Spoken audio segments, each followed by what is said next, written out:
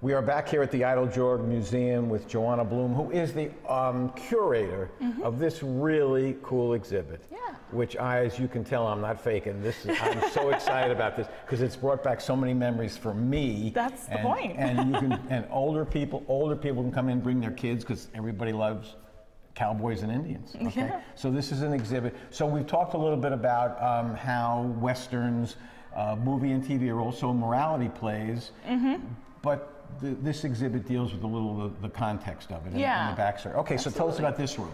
Yeah, so one of the themes that we explore in the exhibit is diversity and representation in Westerns, and more importantly, misrepresentation.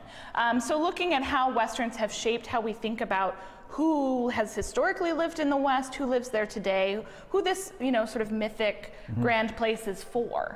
And so there are a couple of really important films that we talk about in that process.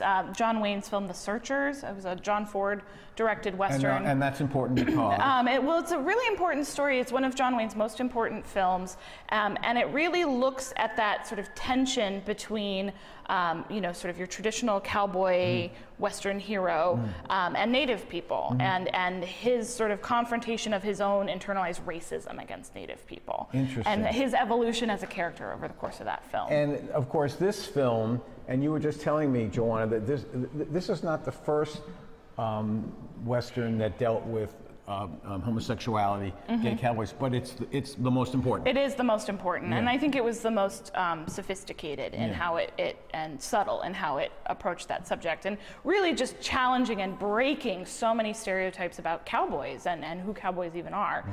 The idea that you could have a Western romance, essentially a Western love story about two cowboys, was pretty groundbreaking. Now, by the way, as long as we're here, I just want to make sure everybody knows that there's a lot of interactive visual stuff, so this would be an example. Yeah, these are examples of kiosks where you can explore different clips from Westerns.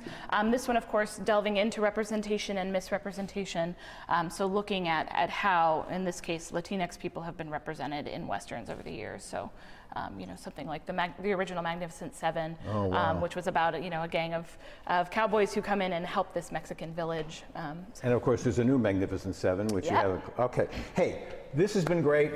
Yeah. I'm going to stick around and look more. Absolutely. It brings back a lot of memories.